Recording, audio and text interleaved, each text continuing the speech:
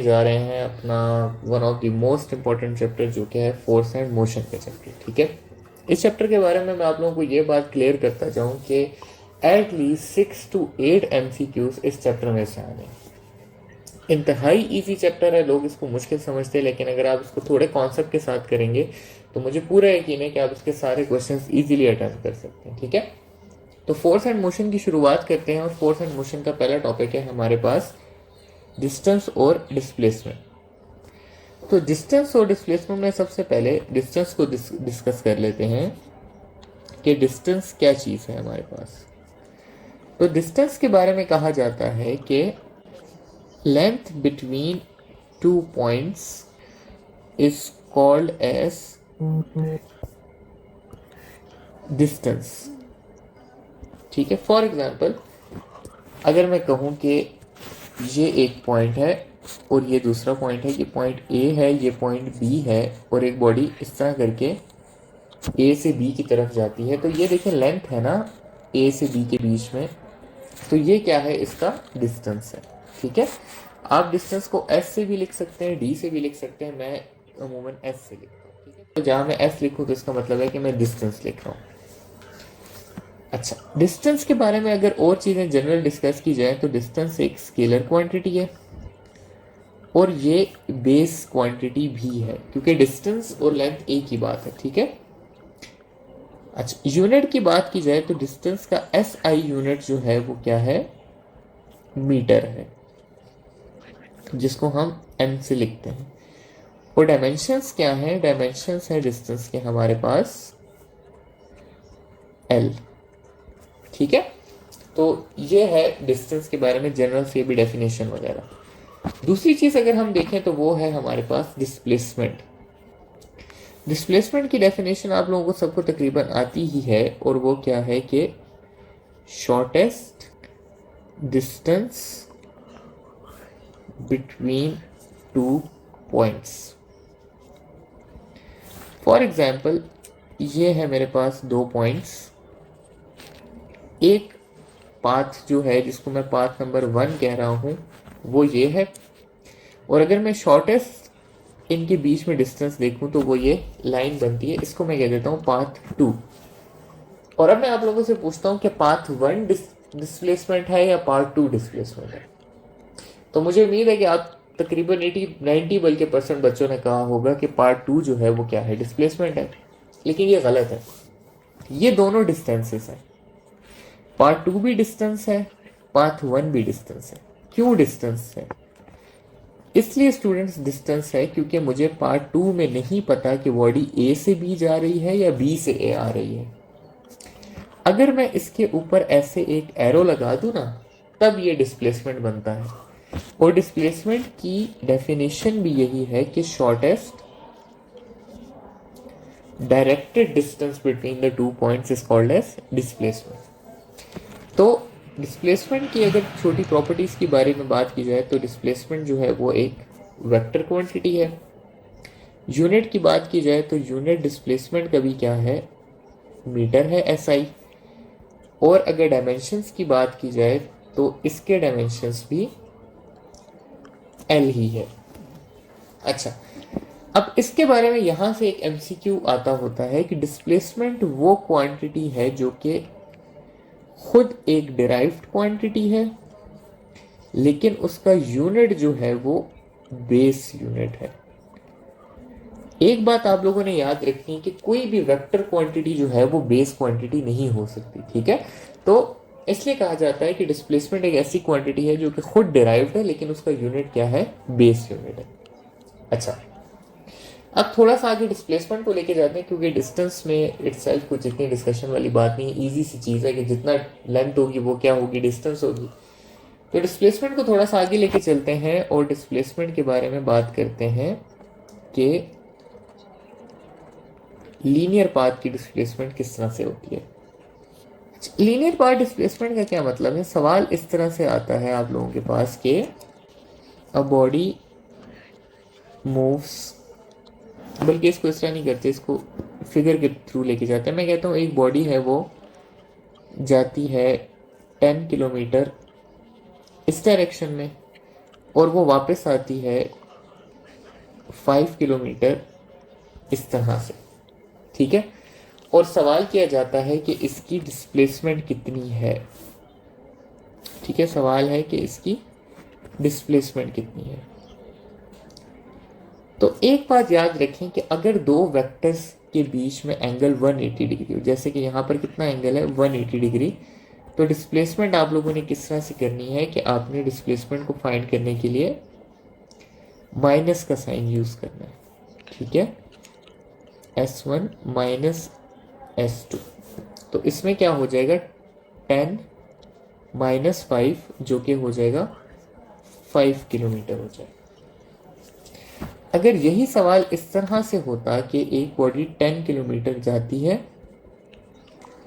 और 10 ही किलोमीटर वापस आती है, तो उसकी डिस्प्लेसमेंट कितनी है। तो डिस्प्लेसमेंट कितनी होगी, अगेन एंगल कितना है 180 डिग्री है, तो S1 माइनस S2 आपके पास हो जाएगा 10 माइनस 10 जो कि हो जाएगा 0 किलोमीटर। अगर यही सवाल इस तरह हो कि दोनों एंगल्स के बीच में, दोनों वेक्टर्स के बीच में, दोनों डिस्प्लेसमेंट के बीच में 0 डिग्री का एंगल हो, जैसे इस केस में कितना एंगल है 0 डिग्री का, दोनों सेम डायरेक्शन में है, तो तब कैसे सॉल्व होता है। तब आपके पास फॉर्मूला चेंज होके हो जाता है कि net displacement is equal to S1 plus S2, तो ये हो जाएगा 10 प्लस 5 जो कि हो जाएगा 15 किलोमीटर, ठीक है। तो आप लोगों ने ये देखना है कि अगर लीनियर मोशन में एंगल 0 डिग्री हो तो क्या होगा और एंगल 180 डिग्री हो तो क्या होगा। ये आगे आपको भी मैं जब सवाल कराऊंगा तो ये चीज़ यूज़ आएगी, ठीक है। सेकंड चीज़ डिस्प्लेसमेंट के बारे में एक और है कि डिस्प्लेसमेंट फ्रॉम पोजीशन वेक्टर्स, तो उसको भी देख लेते हैं। अच्छा, डिस्प्लेसमेंट फ्रॉम पोजीशन वेक्टर्स की बात की जाए तो इस तरह का एक सवाल होगा कि एक ग्राफ है आपके पास, उस ग्राफ में एक पॉइंट इधर है और एक पॉइंट इस जगह पर है, ठीक है। मैं कहता हूं ये जो पॉइंट है, ये वाला येलो वाला, वो है आपके पास 2i और 6j का, ठीक है। और यहाँ पे जो ये वाला पॉइंट है, ये है आप लोगों के पास 5i और 10j का, यानी कि एक बॉडी ने यहाँ से पोजीशन अपनी चेंज की है 2i 6j से और वो आ गई है 5i 10j पे, और मैंने ये पर्पल वाली डिस्प्लेसमेंट फाइंड करनी है, ठीक है।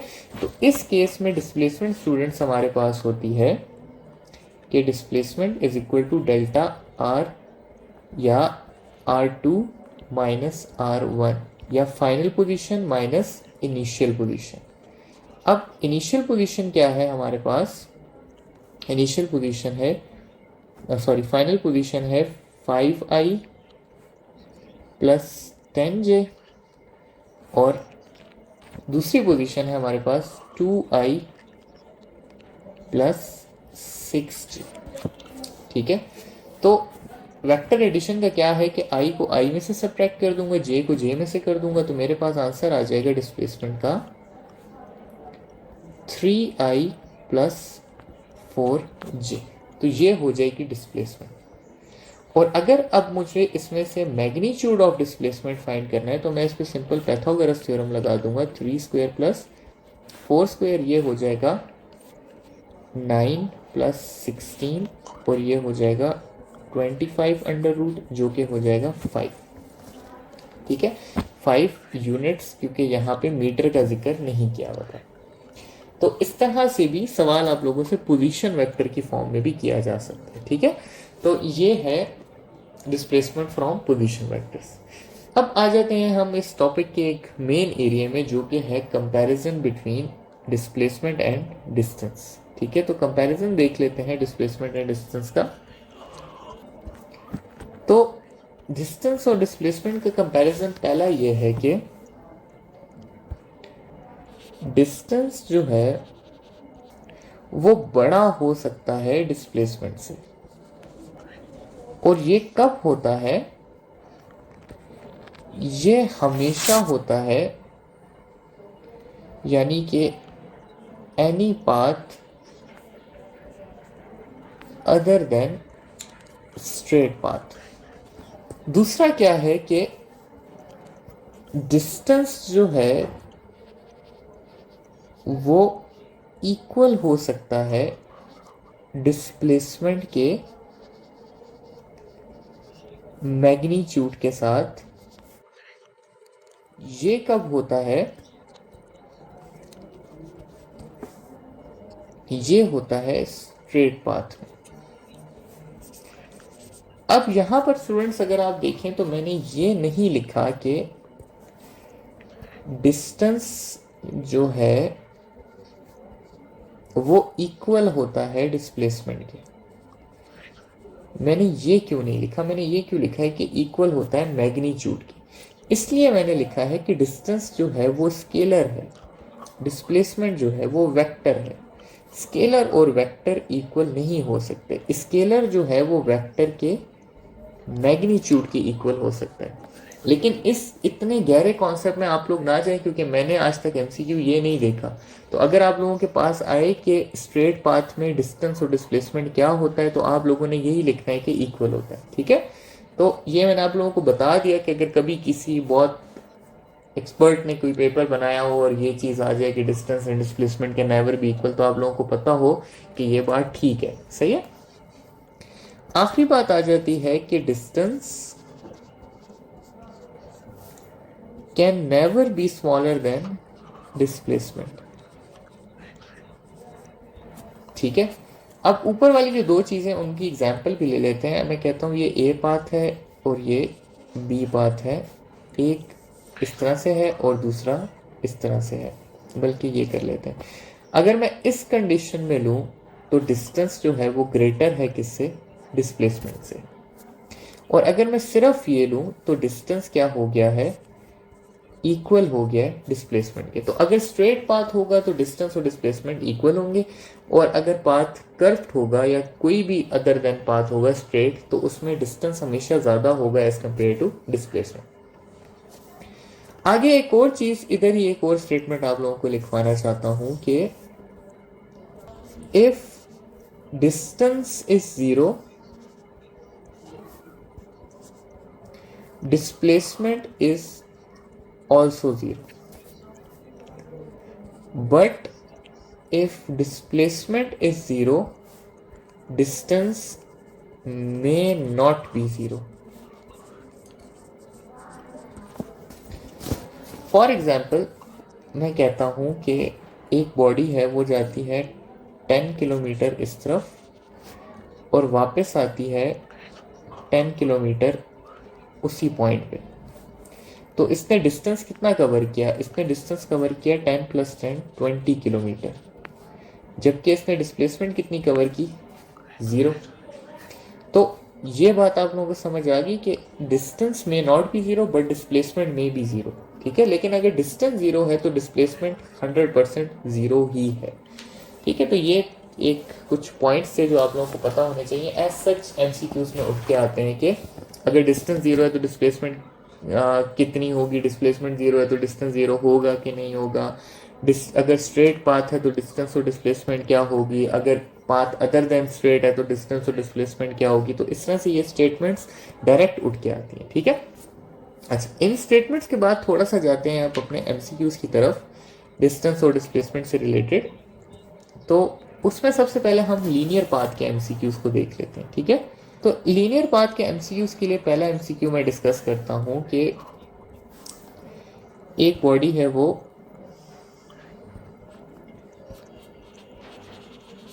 Travels 8 kilometre east and then 8 kilometre west. ठीक है, तो डिस्टेंस और डिस्प्लेसमेंट फाइंड करना है। ऐसे तमाम सवालों के लिए मैं आपको कहूंगा कि आपने हमेशा क्या करना है? डायग्राम का यूज करना है। ठीक है, तो ईस्ट होता है राइट साइड पे, तो मैंने बना दिया कि ये 8 किलोमीटर गई ईस्ट पे और फिर 8 किलोमीटर वापस आई वेस्ट पे। तो इन दोनों के बीच एंगल कितना है? 180 डिग्री है। 180 डिग्री है तो डिस्प्लेसमेंट के लिए क्या होगा? डिस्प्लेसमेंट के लिए होगा 8 माइनस 8 और ये हो जाएगा 0।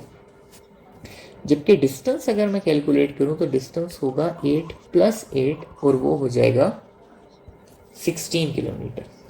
ठीक है, तो इसमें इस तरह से आ गया। दूसरा सवाल देख लेते हैं कि अब 0 नहीं आ रहा हमारे पास। अब सवाल कुछ इस तरह से है कि body travels 8 kilometre east and then 6 kilometre west, find distance and displacement. जब ऐसा सवाल आ गया तो अब आप लोगों ने क्या करना है कि अगेन वही 8 किलोमीटर गई है यहाँ से और 6 किलोमीटर आई है वापस। एंगल कितना है? अगेन 180 डिग्री है। तो डिस्प्लेसमेंट कितनी हो जाएगी? डिस्प्लेसमेंट हो जाएगी 8 माइनस 6 जो कि हो जाएगी 2 किलोमीटर्स और डिस्टेंस हो जाएगा 8 प्लस 6 जो कि हो जाएगा 14 किलोमीटर्स। ठीक है, अब फाइनली इन दो आसान सवालों को करने के बाद थोड़ा सा मुश्किल सवाल की तरफ जाते हैं। और मुश्किल सवाल आप लोगों के पास ये है कि a body travels 3 kilometre east then 10 kilometre north and finally 14 kilometres south. और अब हमने फाइंड करनी है डिस्प्लेसमेंट और डिस्टेंस। अगेन प्रोसीजर कुछ नहीं चेंज होने वाला, बस आप लोगों को सिंपल डायग्राम सही से बनानी आनी चाहिए। ठीक है, यहाँ पर मैं अपने लिए एरिया थोड़ा सा खाली करूँगा सॉल्व करने के लिए इस सवाल को। तो अगर मैं इसकी डायग्राम बनाना चाहूँ तो बॉडी एक आई 3 किलोमीटर ईस्ट, फिर वो गई 10 नॉर्थ और फिर वो आई वापस 14 साउथ। ठीक है, अब अगर मैं फाइंड करना चाहूँ कि टोटल एक्स एक्सिस में बॉडी ने कितना मूव किया है, तो डिस्टेंस ऑफ एक्स एक्सिस मेरे पास बन जाएगा, displacement of x axis 3 kilometre बन जाएगा। ठीक है, और अगर मैं displacement of y axis find करना चाहूँ तो वाई एक्सिस कितना बन जाएगा? 14 माइनस 10 या कह देता हूँ 10 माइनस 14 बन जाएगा, तो ये हो जाएगा -4 किलोमीटर। तो अब अगर मैं इस डेटा से डायग्राम बनाने की कोशिश करूँ, ये जो मेरे पास अभी ऊपर टेबल में है, तो इससे बनेगा कि 3 किलोमीटर पॉजिटिव एक्स एक्सिस में गई है और 4 किलोमीटर नेगेटिव वाई एक्सिस में गई है। ठीक है, और अब अगर मैं इस फिगर में देखूं कि डिस्प्लेसमेंट क्या है, तो डिस्प्लेसमेंट है मेरी यहां से लेकर यहां तक। तो इसके ऊपर मैं पाइथागोरस थ्योरम अप्लाई कर सकता हूं और डिस्प्लेसमेंट आ जाएगी 3 square plus 4 square under the root. 3 और 4 का आंसर हमेशा पाइथागोरस में 5 आता है, 8 और 6 का आंसर हमेशा 10 आता है। तो ये आप लोग याद रख लें। अच्छा कि पाइथागोरस थ्योरम अगर आप अप्लाई करते हैं और x और y की वैल्यू आपके पास 3 और 4 है, तो आपके पास आंसर हमेशा क्या आएगा? 5 आएगा। ठीक है, तो ये आ गया क्या? 3 और 4 का आंसर की डिस्प्लेसमेंट कितनी होगी? 5 होगी। अब डिस्टेंस कितना होगा? डिस्टेंस के लिए हमने इन सबको ऐड कर देना है, तो हो जाएगा 3 प्लस 10 प्लस 14, आंसर हो जाएगा 27। अब इसके 3 स्टेप की जगह हम 4 स्टेप का सवाल करते हैं, इसको मजीद अच्छे तरीके से देखने के लिए। सवाल कुछ इस तरह से है कि a body travels let's say 10 kilometre east then 16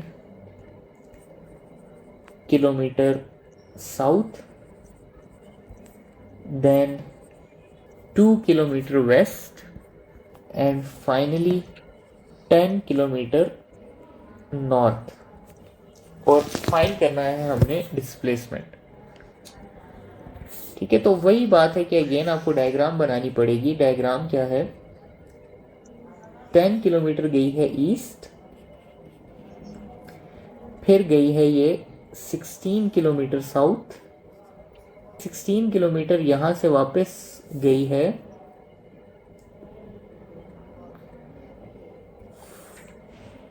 2 kilometre west, और फिर 10 किलोमीटर नॉर्थ। ठीक है, इस तरह करके ये सारा हिसाब हुआ है। अब अगर मैं इसका अगेन तरीका वही है कि सबसे पहले फाइंड करना है एक्स एक्सिस की। तो एक्स एक्सिस में क्या है कि पहले गई है 10, तो 10 माइनस 2, ठीक है, ईस्ट 10 था, 2 कितना था, ये था, तो 10 माइनस 2 कितना हो जाएगा, 8 किलोमीटर हो जाएगा। फिर y करेंगे तो y में क्या होगा, 16 किलोमीटर साउथ गई तो -16, ठीक है, और फिर नॉर्थ आई है तो +10, क्योंकि साउथ के लिए माइनस यूज होता है, नॉर्थ के लिए प्लस यूज होता है, तो आंसर हो जाएगा -6 किलोमीटर। अब x एक्सिस कितना है, +8 है, और y कितना है, -6 है। तो यानी कि इस तरह की डायग्राम बनी, +8 -6। अगेन वही पैथागोरस थ्योरम लगाएंगे। 8 और 6 का मैंने आपको क्या बताया, पैथागोरस थ्योरम कितना आता है, 10 आता है, तो आंसर क्या आ जाएगा आपका, +10 किलोमीटर आ जाएगा। ठीक है, तो इस तरह से हम सॉल्व कर सकते हैं इस सवाल को। अच्छा, फाइनली डिस्टेंस और डिस्प्लेसमेंट इन अ सर्कल देख लेते हैं। सर्कल में किस तरह से देख लेते हैं, सवाल इस तरह आता है कि a body moves in a circle of radius r,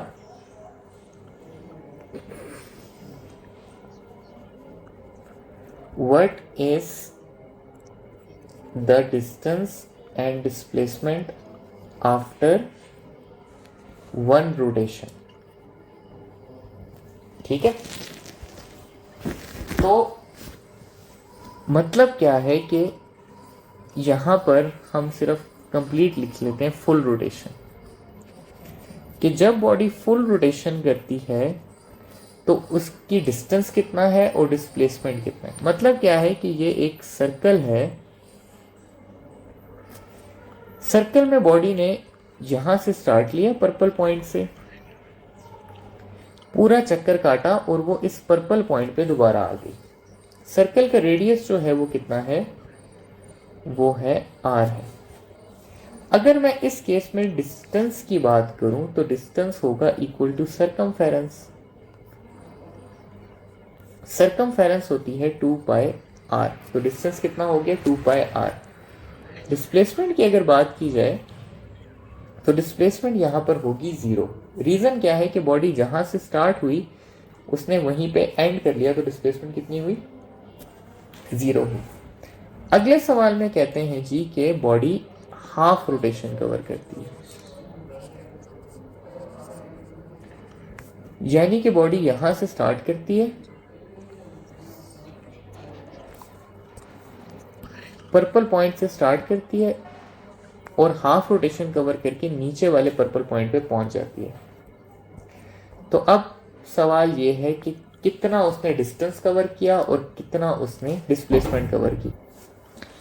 तो अब इस केस में अगर हम चेक करें कि डिस्प्लेसमेंट कितनी है और डिस्टेंस कितना है, तो डिस्प्लेसमेंट अगर आप डिस्टेंस अगर आप चेक करें तो वो ये है, ये जो येलो पार्ट मैंने ड्रॉ किया है ये, और ये कितना है, ये है सरकमफेरेंस का हाफ। तो सरकमफेरेंस होती है 2πr, इसको मैं डिवाइडेड बाय 2 कर लूँगा तो मेरे पास आंसर आ जाएगा πr।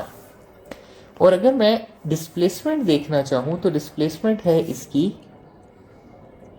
यहाँ से लेकर यहाँ तक, और ये अगर आप देखें तो ये कितना है, डायामीटर या r और r 2r, तो डिस्प्लेसमेंट इसकी कितनी हुई, डिस्प्लेसमेंट इसकी हुई 2r, या फिर डिस्प्लेसमेंट इसकी हुई डायामीटर की इक्वल। ठीक है, तीसरा सवाल इसका ये आ जाता है हमारे पास कि